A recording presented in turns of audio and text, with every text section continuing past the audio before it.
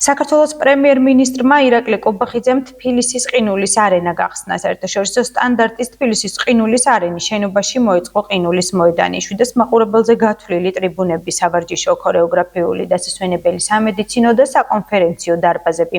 ყინულის არენის უახლესი და საერთაშორისო სტანდარტების შესაბამისი ტექნოლოგიებით აღჭურვა და მონტაჟი ჩეხურმა კომპანიამ უზრუნველყო.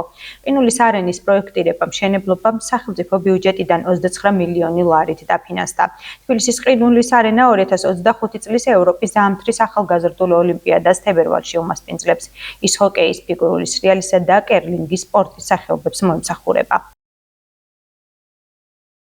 როგორც ხედავთ, თანამედროვე ყინულის სასახლე, რომელიც აშენდა ერთ წელიწადში, აშენდა ძირითადად ახალგაზრდული ოლიმპიური ფესტივალისთვის, თუმცა ეს არის ის ინფრასტრუქტურა, რომელიც დარჩება, ბუნებრივია, ქალაქს დარჩება ქვეყანას. უმაღლესი ხარისხით არის შესრულებული ეს პროექტი, ამაში თავადაც დარწმუნდებოდით, არის თანამედროვე სტანდარტების შესაბამისი ყინულის სასახლე და რა თქმა უნდა, ეს სასახლე ხელს შეუწყობს სპორტის შესაბამისი სახეობების განვითარებას. მე მინდა მადლობა გადავუხადო რეგიონული განვითარების და ინფრასტრუქტურის სამინისტროს, მინის მუნიციპალური განვითარების ფონდს, რომლებმაც უმოკლეს ვადებში უმაღლეს ხარისხით შეასრულეს ეს სანამშრომლო პროექტი.